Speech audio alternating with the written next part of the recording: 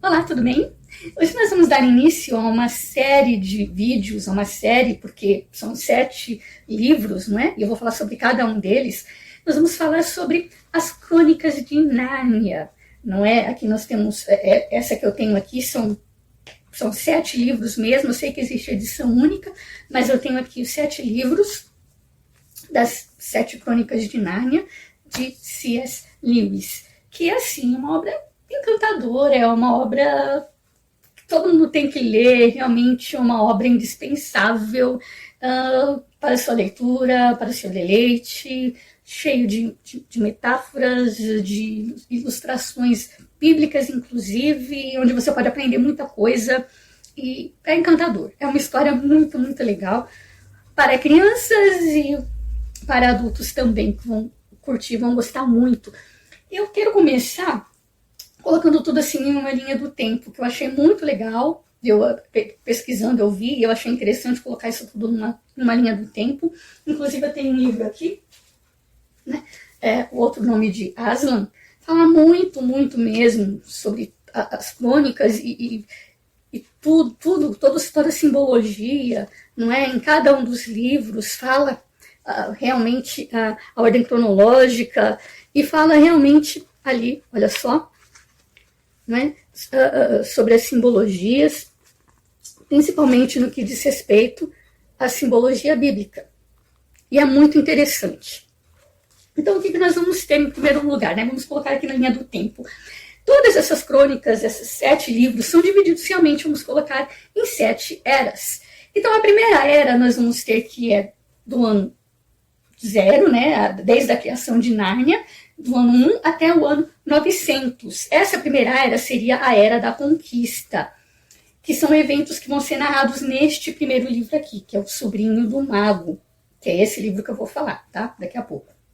Então, aqui nós temos a criação, nós temos o Aslan estabelecendo ali o primeiro rei, a primeira rainha, dando ordens, dando a eles promessas de que deles viriam, né, que deles, dessa família real, surgiriam reis e rainhas, eles seriam prósperos e incontáveis e tudo mais, né? Lembra um pouco realmente o chamado de Deus ali a Abraão, né? Tirou Abraão de sua terra, colocou ele num lugar e disse, olha, a sua descendência vai ser grande, vai ser próspera, de ti saíram reis e rainhas, e em ti serão benditas todas as famílias da terra, né? Aslan termina realmente dando essa bênção ali, estabelecendo e abençoando o primeiro rei e a primeira rainha de Nárnia. Então nós vamos ter a primeira era da conquista, e nesses 900 anos eles vão realmente conquistar, ou seja, o reino vai crescer, né? Reis e rainhas, né? Como o próprio Aslan disse, e dominando e crescendo e conquistando e tudo mais. Essa vai ser uma era muito produtiva, realmente a era do crescimento de Nárnia, ok? Depois desse tempo, desses 900 anos, nós vamos ter a Era do Inverno. Por que a Era do Inverno? Porque Aslan deixou ali uma certa proteção, não é? Para que a terra de Nárnia fosse protegida ali da Imperatriz Jade.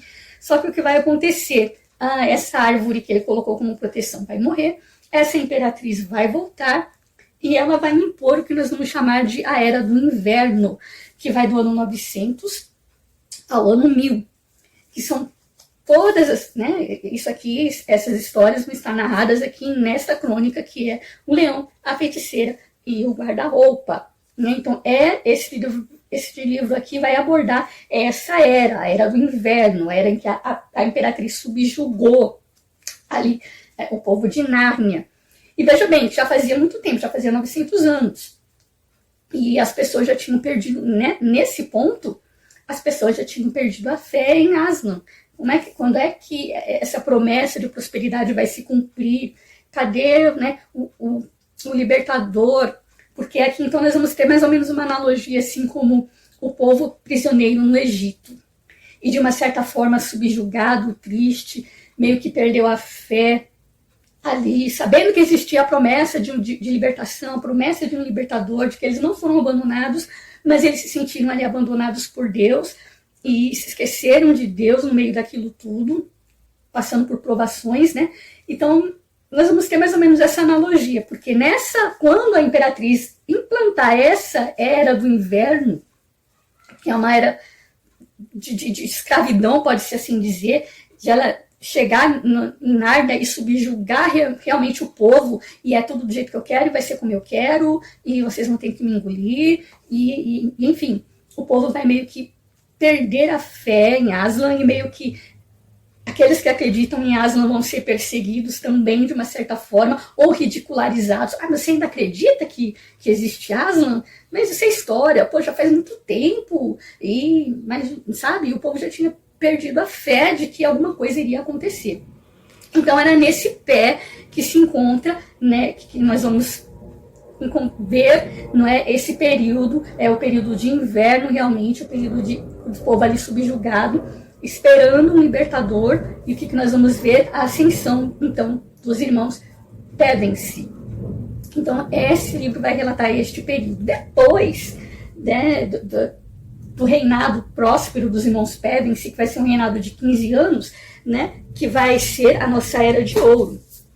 Então, nós vamos ter este período, que é do ano 1000 ao 1015, que é o período de ouro, que é o período ali onde os irmãos Pévense eram reis e rainhas de Nárnia, um período de justiça, um período de prosperidade, crescimento e harmonia entre todos os povos e tudo mais. Então nós vamos ter aqui os relatos desse período, enquanto eles estavam em Nárnia, já crescidos inclusive, né? Nós vamos ter então esses acontecimentos desse período de ouro narrados neste livro, O Cavalo e Seu Menino. Depois desse período, né, de ouro, nós vamos ter o período das trevas. Por quê? Obviamente, os irmãos Pévense simplesmente vão sumir, não é? E tipo assim, nos abandonaram, né? O povo vai pensar, e Aslan? Cadê Aslan? Nunca mais ouviu falar dele. Então, novamente, as pessoas vão perder a fé em Aslan. Não é, Aslan é só uma conversa, é só um mito, é só uma história que as pessoas contam, as profecias, é só uma história que as pessoas contam. Os reis de Nárnia, né? É só uma história que o povo conta. Então, nós vamos ter essa era das trevas, que é a era da perda da fé, não é? Então nós vamos ter isso aqui muito claro neste livro, onde as pessoas vão perder a fé, onde as pessoas vão estar sem esperança, nesse período de 1015 a 1998, ou seja, veja bem, é um tempo grande, né, desde que os irmãos Pévense saíram.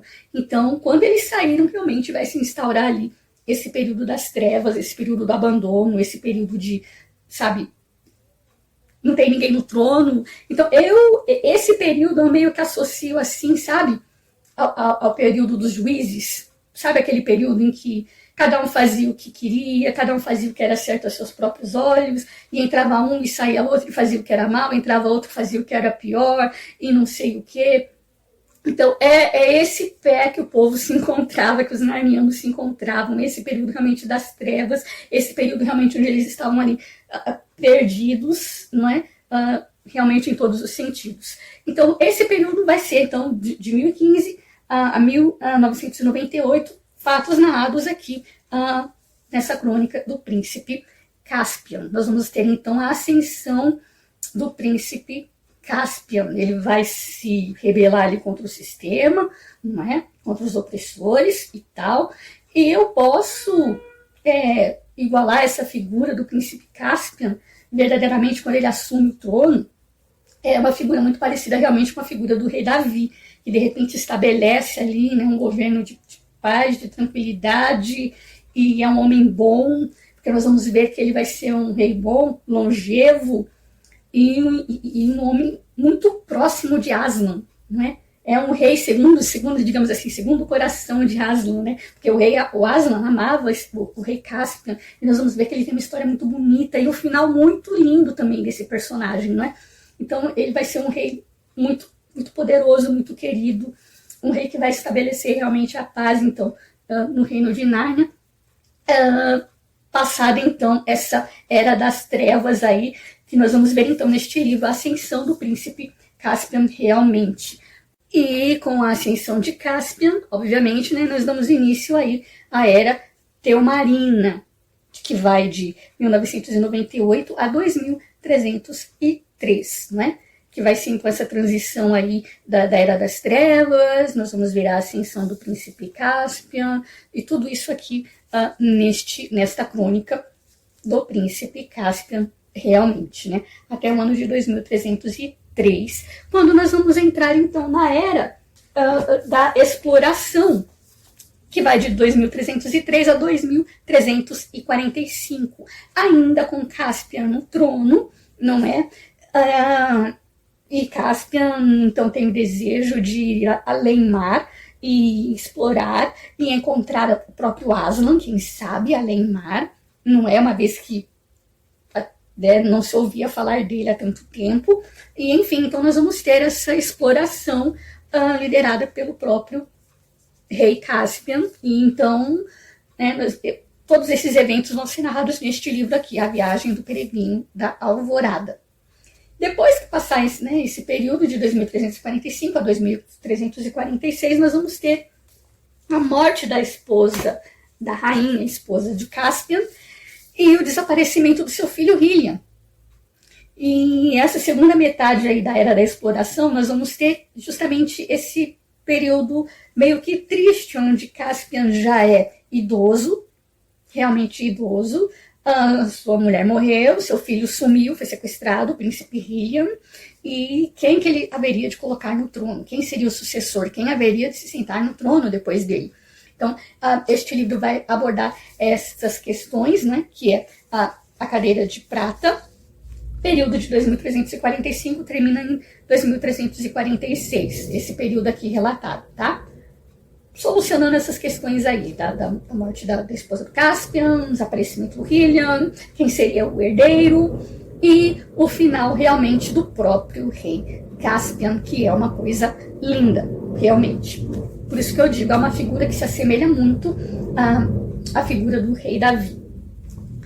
E por último, nós vamos ter a Era Tardia, que vai de 2346 a 2356, porque vai haver esse período muito grande aí, novamente, de rebelião, de perda de fé, e as pessoas vão ser enganadas, vai se levantar um falso Aslan, não é? Tem toda uma história aí, e enfim, toda essa crônica aqui, todo esse período de 2346 a 2356 vai falar realmente do final, né, do apocalipse ali, de Nárnia, do final da destruição de Nárnia. E, enfim, nesse período aqui, a última batalha. Este livro, A Última Batalha, vai relatar então esses acontecimentos que vai, obviamente, se assemelhar muito, não é, ao livro Apocalipse, não é, bíblico. Enfim, então tá aqui a linha do tempo, são esses os acontecimentos, um apanhado geral. Então vamos direto à história do primeiro livro, O Sobrinho do Mago. A nossa história começa então realmente há muito tempo atrás, quando um mocinho chamado Diggory se muda para a casa do seu tio, é uma casa grande, velha, mas ele se muda para a casa do seu tio, André, que é muito esquisito, realmente esquisito. Ele é um cientista maluco, pode-se dizer, mas muito excêntrico, muito estranho, fica olhando para ele de uma forma estranha. E a esposa dele, né, a tia do Diggory, ela dá umas assim, né, olha, André, né, tipo assim, porque ele tava de olho na criança ali, porque ele tinha alguns planos ali meio, né, estranhos em relação ali ao Diggory, que era então apenas uma criança. E esse Diggory, não sei por qual razão ele se muda para casa desse tio André, e a sua mãe muito doente, não se fala que doença, mas é uma doença degenerativa, não parece ser nada contagioso, então deve ser algum câncer, alguma coisa assim, que realmente ela estava prestes a morrer ali, estava enfraquecendo dia após dia e morrendo dia após dia. Então isso gerava realmente no Diggory uma tristeza, uma angústia muito grande, fora o fato de estar na casa desse tio excêntrico, esquisito, e enfim. Ele vai conhecer uma mocinha chamada Polly, que vai desenvolver com ele uma amizade muito bonita. Ela vai encontrá-lo justamente no momento de angústia, no momento em que ele está na rua chorando. de angústia, porque ele está naquele lugar estranho, parado para ele, porque nada acontece ali, ele não está acostumado com aquele ambiente e com tudo que ele está passando, as preocupações, a preocupação com a mãe dele.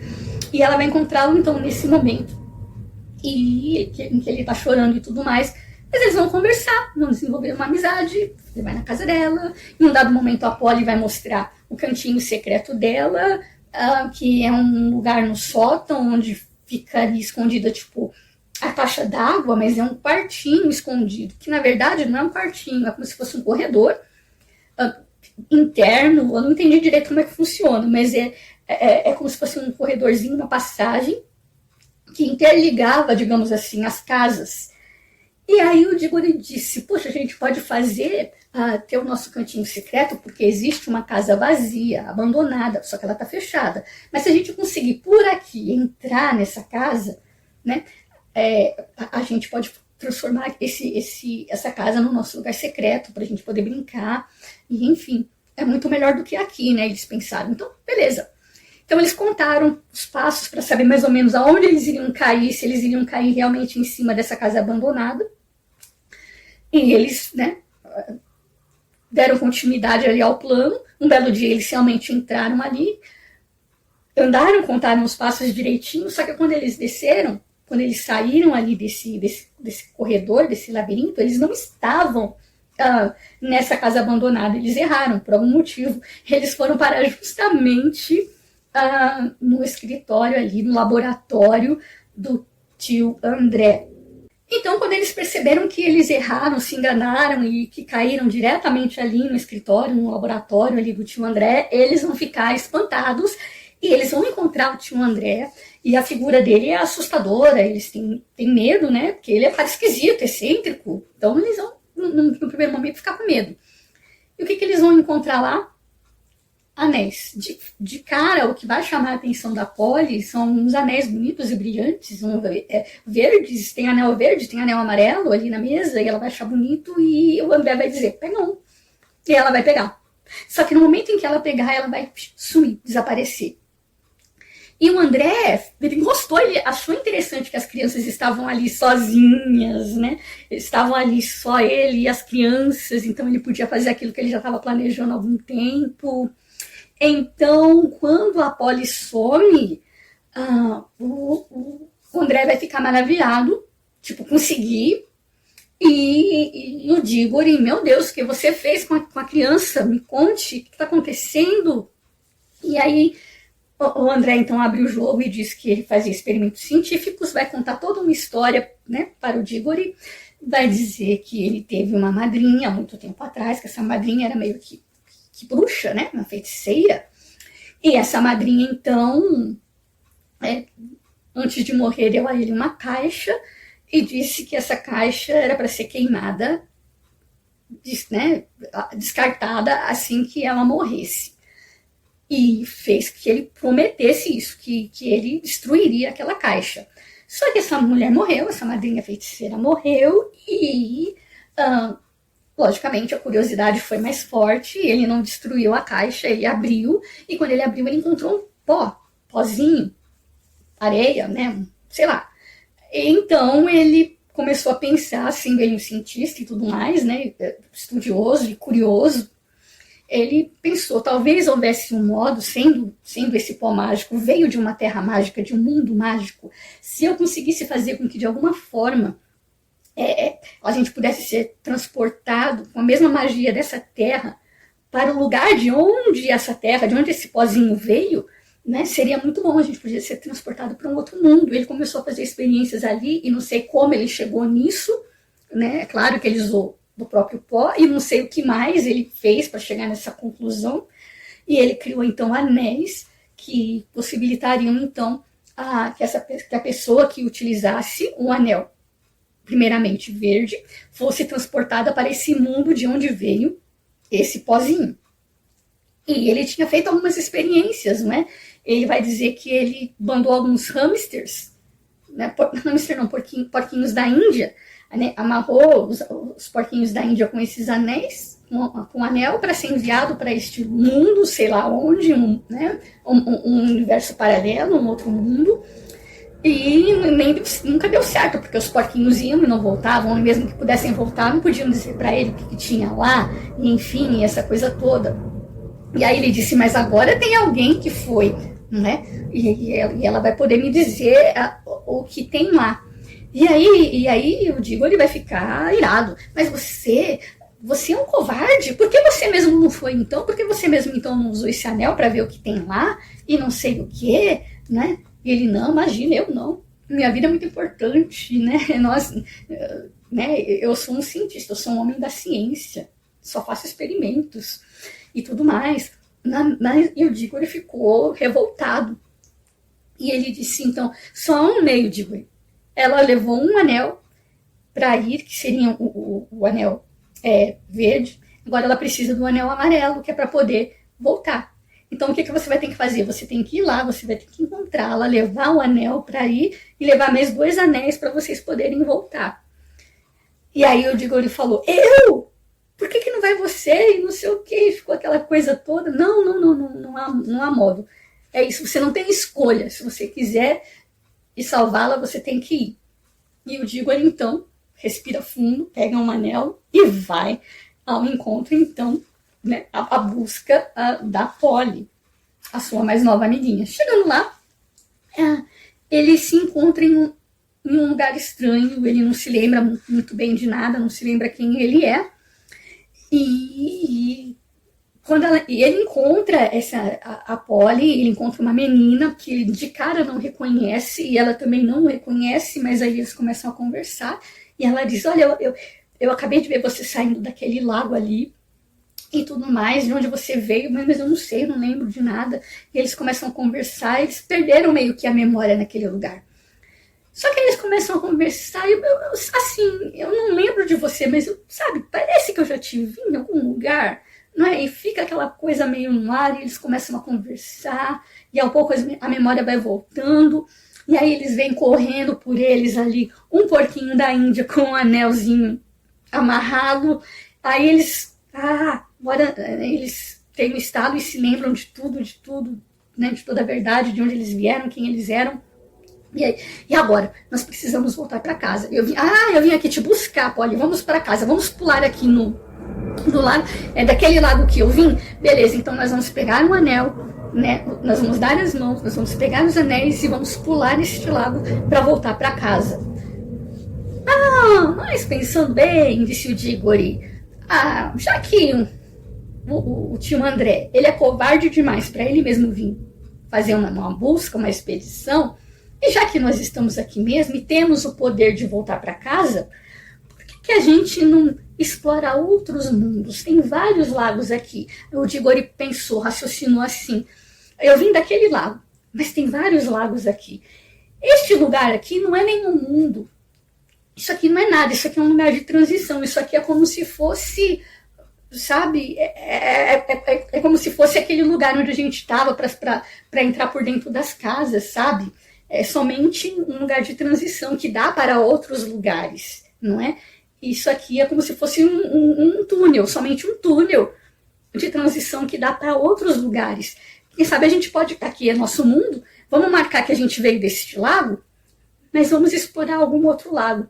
Beleza, então. A Polly ficou meio com medo, com receio, né? Mas tipo, a gente podia voltar para casa logo, né? Não, mas não, já que a gente tá aqui, vamos, e acabaram indo. Tá bom, vamos lá. Pularam num lago. Se deram as mãos, entraram lá, e eles se pararam num lugar que parecia uma grande civilização, mas uma grande civilização mesmo. Era um lugar lindo, com edificações lindas, assim, era tudo muito antigo, parecia tudo abandonado, parecia uma cidade fantasma, não tinha ninguém, tudo muito antigo, mas parecia ter sido uma civilização muito grande, muito linda, pedras chiques, grandes monumentos, e eles entraram num palácio com um pátio enorme de pedras, sabe, trabalhadas, tudo muito bonito, e ali eles encontraram pessoas vestidas de roupas, assim, chiques, roupas reais, coroa na cabeça, sentados assim em fila, com roupas bonitas, assim, não estava marcada, suja pelo tempo ou empoeirada, assim. Mas essas pessoas tinham um aspecto de bonecos de cera, conservados pelo tempo, roupa, tudo conservado, mas assim, estáticos, como se fossem realmente bonecos de cera. E, né, que lugar é esse? Né? Não tem ninguém, tudo parado, de repente eles encontraram um sino, e debaixo desse sino tinha uma seguinte inscrição: ousado aventureiro, decida de uma vez, faça o sino vibrar e aguarde o perigo, ou acabe louco de tanto pensar, se eu tivesse tocado, o que teria acontecido? Então o Diggory disse: eu tô louco de curiosidade, eu não quero ficar pensando o que poderia ter acontecido, deve ter alguma mágica, alguma coisa neste lugar, e eu vou descobrir o que é, a gente precisa tocar esse sino. Não, você não pode fazer isso. E ele briga com a Polly não quer de forma alguma, ela acha que aquilo é uma loucura. Não, você está indo longe demais, o que você está fazendo, Diggory? E nessa briga, vai pra lá, vai pra cá, o Diggory pega o martelinho, a Polly tenta puxar o martelinho, ele segura com uma mão e com a outra ele dá uma martelada. Na hora que ele dá essa martelada, há um grande estrondo, acontece algo assim, um som ensurdecedor, a terra treme e de repente aparece uma mulher enorme, que ele não tinha noção do tamanho dessa mulher, dessa criatura. Era um ser grande, poderosíssimo, era uma mulher que metia medo de né? Tinha uma presença realmente. Ela era a Imperatriz Jade. Essa Imperatriz Jade, então, vai se apresentar a eles, tipo, quem me despertou? O que você está fazendo aqui? Mas vocês são meras crianças, né? E, enfim, não, mas aí vai dizer, de onde você veio? Quem me despertou? Como você chegou aqui? Foi por meio de magia. Que grande mágico me trouxe de volta. E aí, né? Ela vai contar toda a história dela. Que, na verdade, aquele reino foi destruído meio que por culpa dela mesma, porque ela brigou com a irmã por causa de poder. Ela queria tomar aquele reino à força, e essa irmã revidou, e ela teve que usar uma magia que chama a palavra execrável, que é algo assim que só pode usar em último caso, porque é uma magia que provoca uma destruição ilimitada, mata todo mundo, menos a pessoa que invocou essa magia. E a pessoa que invocou essa magia ia condenada, ia realmente à solidão, a ficar vagando até que realmente, no caso, alguém despertasse, né? E alguém veio e despertou, no caso o Diggory, por causa da curiosidade dele e tudo mais. E então, ou seja, ela lançou uma maldição tão grande, tão poderosa, que matou todo mundo, e acabou com ela mesma também, só que ela foi trazida de volta à vida pelo Diggory. Então, aí ela pensa assim, poxa, eu não tenho mais o que conquistar aqui, esse reino acabou, esse mundo acabou. Ela disse, vamos embora, porque tudo começou a ruir realmente, a cair, desmoronar. Porque a única coisa mais ou menos que estava segurando aquilo ali era a rainha, né? Era a maldição, né? Era esse feitiço que ela fez. Então, a partir do momento que isso foi quebrado, a destruição veio total sobre aquele lugar, aquele mundo foi destruído. E aquele lago em que eles estavam secou. Eles foram observar depois que aquele lago, aquele país chamado Sharn, secou, ou seja, ela destruiu o próprio país. Acabou com tudo ali, com a própria terra, com o próprio povo, matou todo mundo, essa que é a verdade. E ela pensou, então, bom, agora eu preciso de um reino seguinte, de onde vocês, né, vamos sair daqui, vamos fugir daqui e tal, mas me contem, de onde vocês vieram, que mágico poderoso é esse? Mas por que ela estava tão interessada? Leve-me até o seu mundo, leve-me até esse grande mago poderoso que me trouxe de volta. Só o Timandré que o Diggory desprezava. Tipo, ele não é nada, ele é um covarde, ele não é grande mago, coisa nenhuma. Mas ela disse, me levem a este mundo, porque eu vou conquistá-lo e a minha magia é muito mais forte do que a magia desse mago aí. E aí o Diggory falou, bom, nisso ela tá certa, né? Nisso ela tá certa, porque de verdade, em comparação ao tio André, ela não é nada. Ou melhor, em comparação a ela, o tio André não é ninguém, não é nada. E ela queria, então, voltar para o mundo, para o nosso mundo, no caso, com o Diggory e a Polly. E eles disseram, não, imagina que é isso, vamos embora, Polly, dá a mão aqui, vamos pular. Só que ela percebe que eles iam utilizar a magia, e no momento que ela percebe isso, ela agarra neles ali. Ela tá numa perseguição, eles meio que fogem dela para voltarem para casa, e ela persegue, e eles pegam os anéis e some todo mundo. E ela vai junto, porque ela tocou neles. Então ela vai junto, ser sugada também. E vai parar, juntamente com o Diggory e com a Polly, nesse bosque entre mundos. E só que nesse bosque entre mundos, ela fica meio enfraquecida, ela fica meio que sem poder, e ela pede socorro, eu vou morrer, né? Tudo tá perdido para mim, não me deixem aqui sozinhos, porque eles estavam, vamos lá pro lago que está marcado, e que é a nossa casa, e vamos embora de uma vez por todas, e vamos deixar essa mulher aí, tipo, ela vai chorar, não me deixe, não sei o quê. E só que eles não vão cair na dela não, eles vão embora. Só que mesmo assim, no último momento, ela vai reunir as suas forças, ela vai correr, e no momento em que eles forem pular, ela agarra neles e vai junto também. Então ela vai cair no nosso mundo juntamente com o Diggory, juntamente com a Polly, aonde? Bem no laboratório ali do tio André. E aí nesse lugar, então, ela vai causar o caos, né? Vai fazer do tio André um verdadeiro escravo. E o tio André é um bobo mesmo, né? Vai ser um bobo. Assim, não vai saber como tratá-la, né? Majestade, não sei o quê, eu sou seu humilde servo, eu faço o que quiser e tudo. E, né? Então, de um grande mago poderosíssimo, ele passou a ser um grande bobão, não é? Querendo fazer tudo que a imperatriz lá mandasse, sem saber que ela estava disposta a causar o caos, a dominar aqui o nosso mundo também. E é o que ela vai fazer, ela vai pegar uma carruagem, vai subir em cima dessa carruagem, vai tocar o caos, e aqui está, né? Vai tocar o caos, ela sendo muito alta, muito grande, né? Vai correr, vai pegar esse lampião, vai criar uma briga com as pessoas, os populares vão chegar lá para ver o que está acontecendo e vão querer brigar. Ela vai pegar esse lampião e vai tentar bater nas pessoas e nos soldados e todo mundo que chegar lá. Vai ser um caos generalizado. No meio desse caos vai estar o dono dessa carroça, o cocheiro, o dono da carroça e do cavalo que estava puxando. E ele vai, não, sai da minha carroça, não sei o quê, né? Essa carroça é minha, esse cavalo é meu, e vai ter aquela briga toda.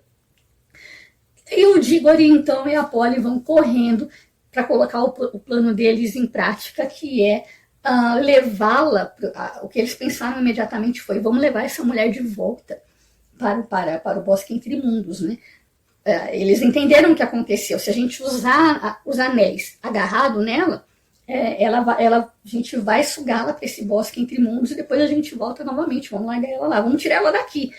Foi o que eles fizeram. Só que no momento em que eles fizeram isso, no meio daquele caos generalizado, estava todo mundo na carroça, todo mundo foi sugado. O cocheiro, o tio André, o Diggory, a Polly e a feiticeira, a Jadis, né? Foram sugados. Mas para onde esse povo todo foi parar? Eles foram parar, não era no Vale Entre Mundos, era um lugar, não era nada, né? A própria Jadis falou, onde estamos? Não, aqui não é lugar nenhum. Porque ela não sentiu o poder dela ir embora, né? Estamos em lugar nenhum. E aí eles começaram a ver, olha só que lindo, né? E todos eles ali presenciaram a criação. Porque eles ouviram um canto, que era um leão andando, cantando, e tudo que ele cantava, cada coisa que ia acontecendo era um canto diferente, era um tom diferente, e eles percebiam que as coisas iam sendo criadas, formadas a partir do momento em que ele ia cantando. De repente veio a luz, e de repente foi crescendo as coisas, e as árvores e tudo mais. Olha só, e aí vai dizendo, né? O leão andava de um lado para o outro na terra nua, cantando a nova canção. Oh, oh,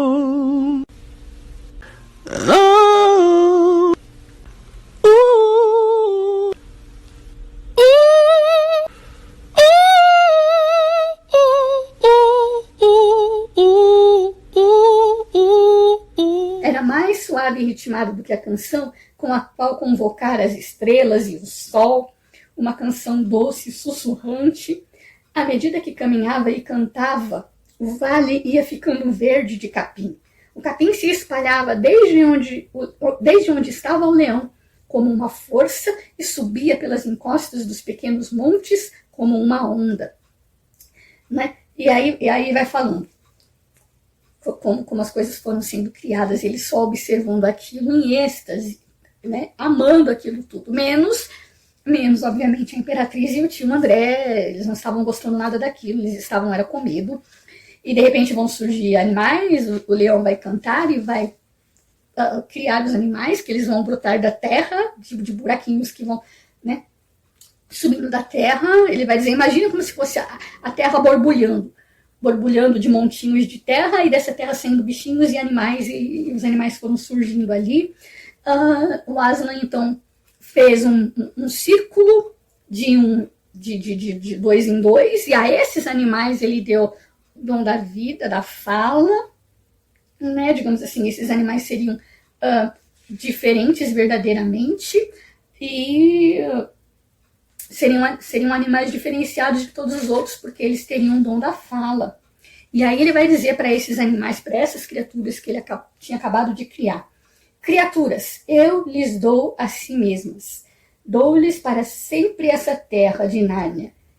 Entrego-lhes a mata, entrego-lhes os frutos e rios, entrego-lhes as estrelas e entrego-lhes a mim mesmo.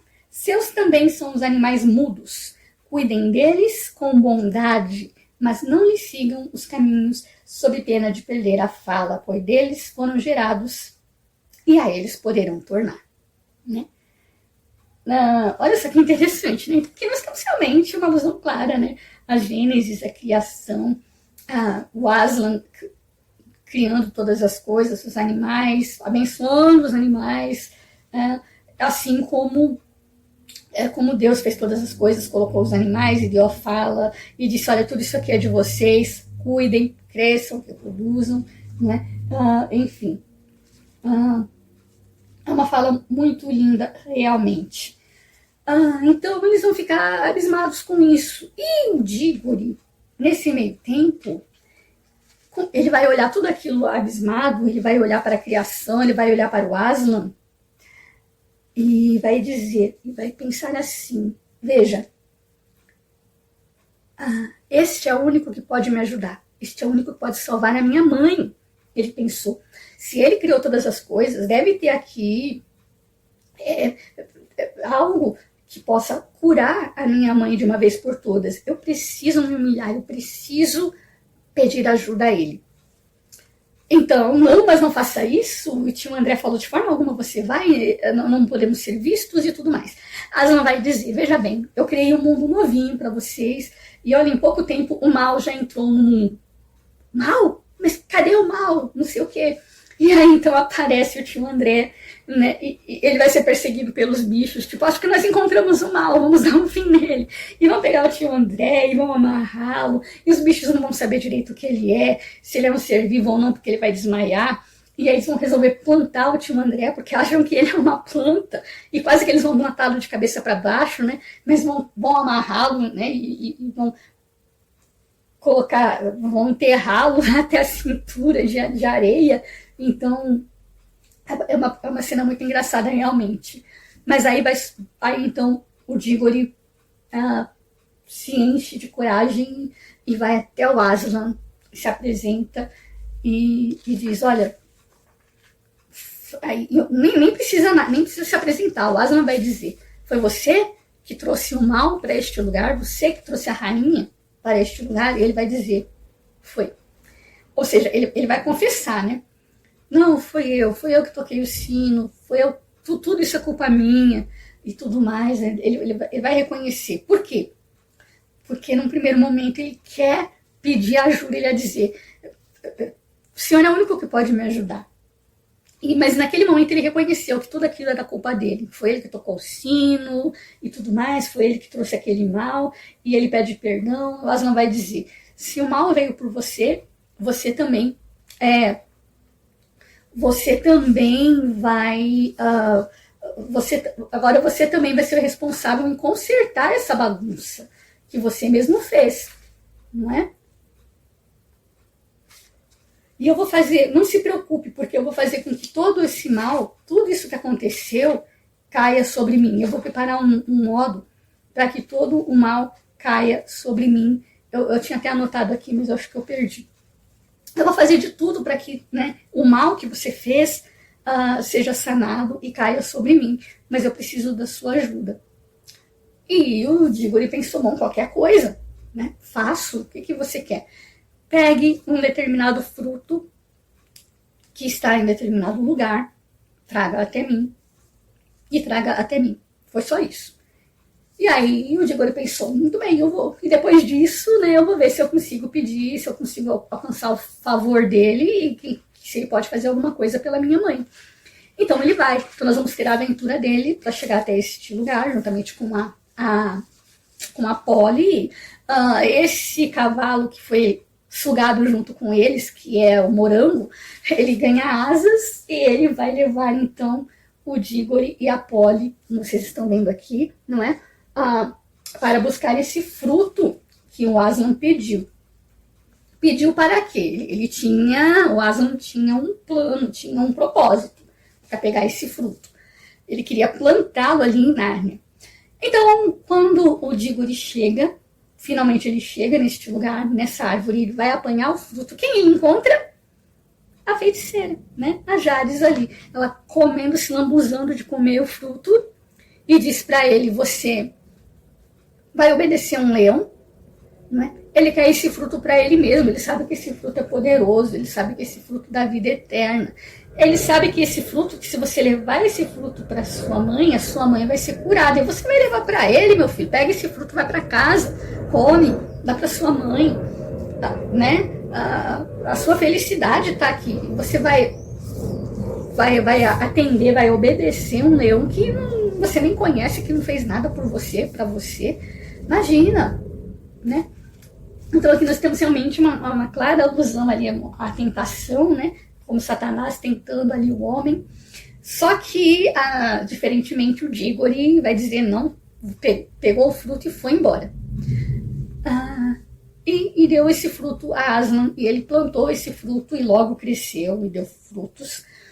E ele disse que este fruto que o Diggory pegou é muito importante, porque enquanto houvesse essa árvore, esta proteção, Nárnia estaria protegida da rainha, justamente porque a rainha comeu. Ela já comeu um desse fruto, entendeu?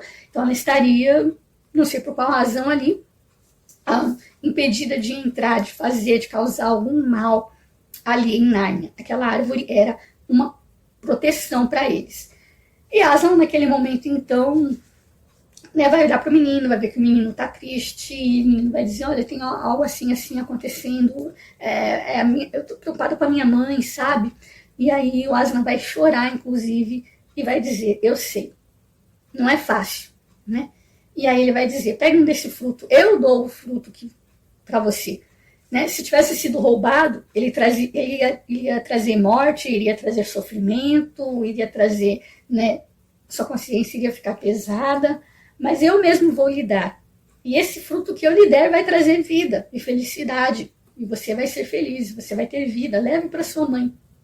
Então, é o que o Diggory faz. Ele vai para casa a partir daquele momento, ele e a Polly, porque o Aslan os leva, né? Eles não precisam de anel nenhum, né? O Aslan vai dizer, vocês não precisam de anel enquanto estiverem comigo. E o Aslan vai perguntar se, porventura, o cocheiro gostaria de continuar em Nárnia. E o cocheiro vai dizer, bom, pode até ser, só que é o seguinte, né? Eu sou casado, e tudo mais. E, poxa, eu não vou ficar, né? Eu não posso ficar aqui sem a minha mulher. Mas você ficaria? O Aslan perguntou. Sim, com todo respeito, eu não sou digno disso, mas ficaria. Então o Aslan, né, transporta a sua mulher, então, e transforma a mulher do cocheiro, e o cocheiro, ele os nomeia rei e rainha de Nárnia. E manda então para casa Diggory e Polly. E Diggory lá com a sua maçã, com o seu fruto. Ele chega em casa, dá para sua mãe e tudo mais. Né? E ela prontamente acurada, né? E tudo mais. Mas olha só, antes de eles irem embora, a Aslan vai dar um conselho para Polly, né? E dizer, olha, vocês viram o fim, né? Vocês viram o fim de Sharn? Vocês viram o país da rainha como foi destruído, acabou por causa do ódio, né? Do poder, acabou, foi destruído. Veja bem, né? A gente não é tão ruim como as pessoas de Sharn, né? A Polly perguntou. Ainda não, filha de Eva, ainda não. Mas estão caminhando para isso. Não é impossível que um homem perverso de sua raça descubra um segredo tão pavoroso quanto a palavra execrável e use esse segredo para destruir todas as coisas vivas.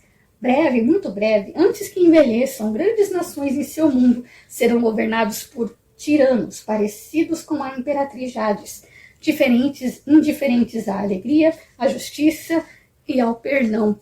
Avisem, né, para que eles não tenham o mesmo fim de Sharn. Né?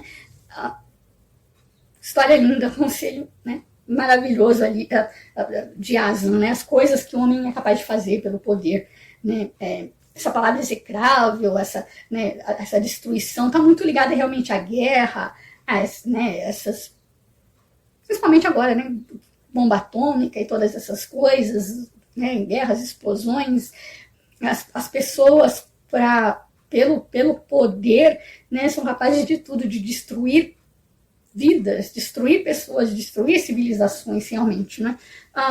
Então a que ponto pode chegar, né, a sede pelo poder, pela usurpação do poder e tudo mais. Então nós temos uma história realmente muito bonita e vai terminar realmente com Diggory e a Polly e a sua mãe já totalmente curada. Diggory vai crescer, não é?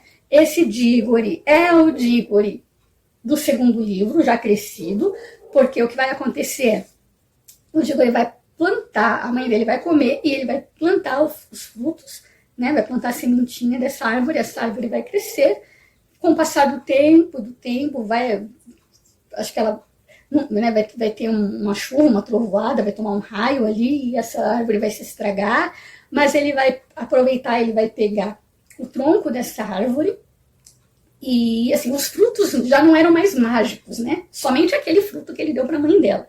Os frutos que nasceram dessa árvore, apesar de serem muito mais bonitos, de terem um gosto totalmente diferente, delicioso, né? Realmente diferente, mas não eram mágicos. Mas a árvore em si, no seu tronco, ainda tinha aquela essência, né, mágica de Nárnia. E ele vai usar essa madeira para construir justamente um guarda-roupa. E é justamente este guarda-roupa que eu acho que até então ele nem sabia que seria possível que este guarda-roupa tivesse ainda alguma conexão com Nárnia. Né? Mas é por causa disso, né? Se você me perguntar como é que as crianças entram em um guarda-roupa e aparecem em Nárnia, a conexão com o guarda-roupa então é essa, que este guarda-roupa foi construído a partir realmente do tronco desta árvore, né? Que o Diggory plantou ainda quando era criança. E aí nós vamos ter então, depois desse tempo todo, né, o próximo livro, que é justamente o Leão Guarda-Roupa e a Feiticeira, né? Que é, ou melhor, a Feiticeira, o Leão, a Feiticeira e o Guarda-Roupa, que é o segundo livro, que vai contar a história, então, do Diggory, mais velho, obviamente, e nós vamos ter, então, todos os acontecimentos ali, envolvendo os irmãos Pevensie e a sua ascensão ao trono de Nárnia. Porque muita coisa, muito tempo vai se passar, porque os tempos são diferentes, tá? Em Nárnia se passaram muitos, mas muitos anos mesmo, na verdade, mais de 900 anos, até os acontecimentos deste livro aqui, deste segundo livro. Então, nesse tempo todo, né, o que vai acontecer nesse tempo todo?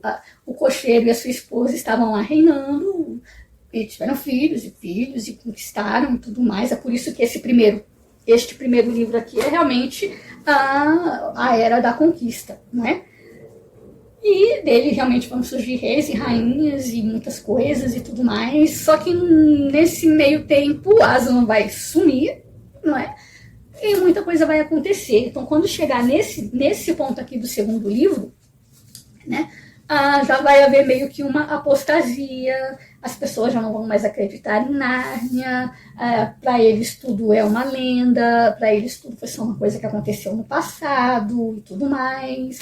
E este reino bonito, né, depois de um longo tempo de prosperidade, né, que o primeiro rei e a primeira rainha de Nárnia implantaram, nós vamos ter realmente ali o período, a era do inverno, que é quando essa rainha vai voltar. Essa proteção, essa árvore que protegia Nárnia já não vai mais existir, e vai haver então a ascensão da rainha Jadis novamente ao poder, né? A ascensão não, ela vai na verdade usurpar, ela vai subjugar o povo realmente, neste período aqui, na segunda história, né, que é essa segunda crônica, que eu vou falar no próximo vídeo. E é isso, espero que vocês tenham gostado, e até o próximo livro.